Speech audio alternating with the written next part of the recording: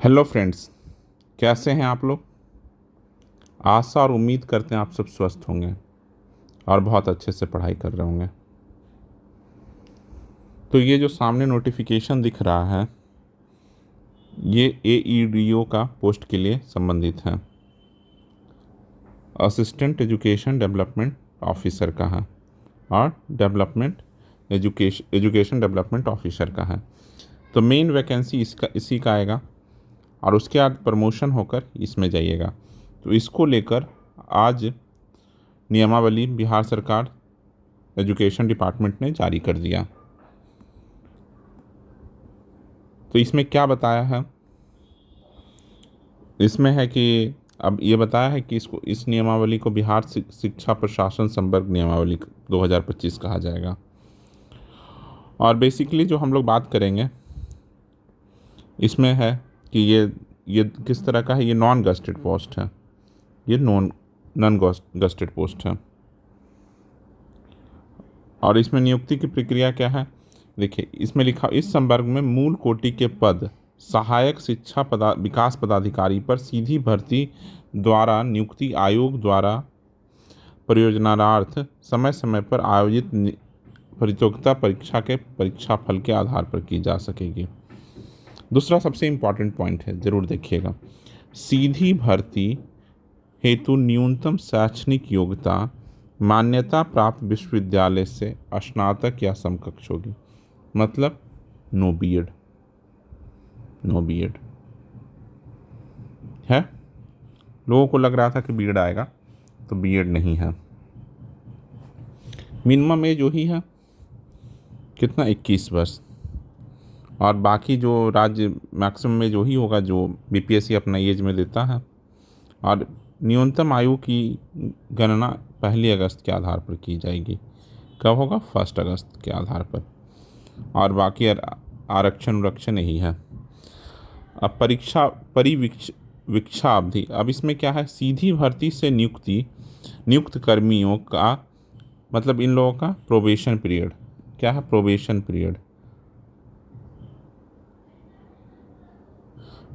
Period कितना रहेगा? 1 year का रहेगा। कितना रहेगा? 1 ईयर का रहेगा। और फिर बोल रहा उस प्रोबेशन पीरियड में अगर आपका सर्विस सेटिस्फैक्ट्री नहीं रहेगा तो फिर से 1 साल के लिए विस्तार कर दिया जाएगा। चलिए ठीक है। और फिर अगर उस समय भी नहीं माना जाएगा तो ऐसी कर्मियों को सेवा मुक्त कर दिया जाएगा। ऐसा होता नहीं है जनरली, समझ गया ना, ऐसा होता नहीं है जनरली, बस ऐसी है। प्रोबेशन पीरियड में पास करना तो ज़रूरी होता है। इस संवर्ग के प्रशिक्षण में क्या है, समय समय पर होता रहेगा। ठीक है, यही है।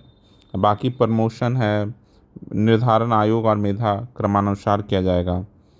ठीक है, बाकी अब तो कुछ भी नहीं है। तो इस तरह से एक तरह से नोटिफिकेशन मतलब अब जल्दी ही आएगा। AEDO का नोटिफिकेशन जल्दी ही आएगा।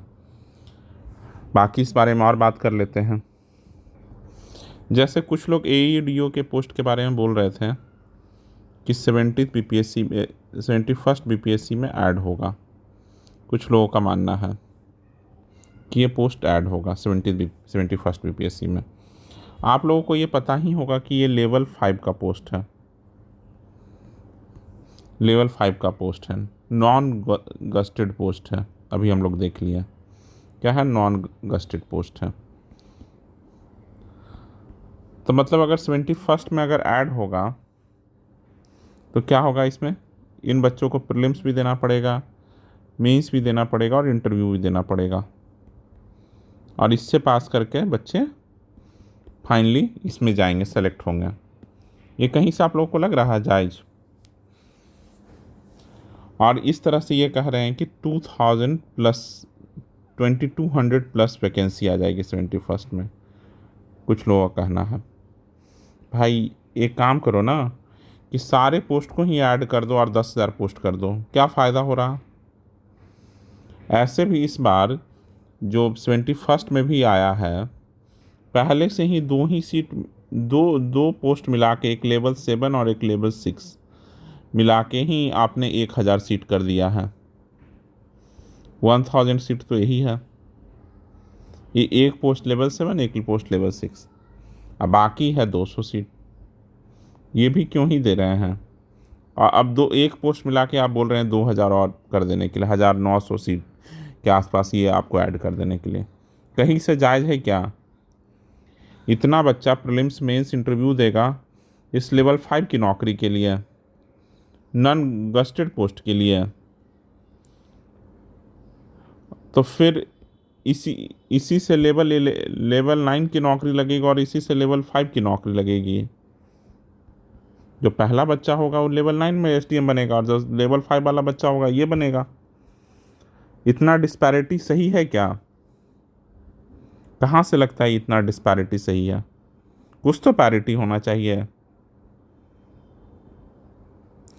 यूपीएससी ही है तो यूपीएससी में इतने सारे पोस्ट होते हैं, लेकिन जो यूपीएससी में बच्चा सेलेक्ट होके जाता है वो अपने ऑफिस का तो बॉस होता है, यहाँ तो बॉस ही नहीं होगा।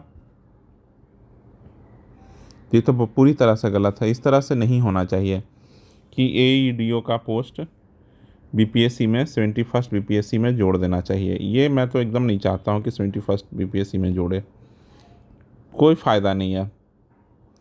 अलग से वैकेंसी निकाल दीजिए जिसमें सिर्फ प्रीलिम्स रखी है, मेंस भी नहीं। मेंस क्यों रखिएगा? मेंस भी नहीं होना चाहिए इन सब एग्ज़ाम का। मेंस का सिलेबस इतना टफ है, मेंस का सिलेबस इतना टफ है और इससे आप लेवल 5 का नौकरी दीजिएगा। कल अब आप दरोगा, पुलिस, जो भी वैकेंसी, क्लर्क, सब में मेंस कर दीजिए। मेंस का मतलब ये नहीं कि 2 एग्ज़ाम, मेंस का मतलब कि लिखने वाला सब्जेक्टिव पेपर कर दीजिए। हो सकता है क्या ऐसा? ये कहीं से जायज़ लगता है क्या? एकदम अलग है।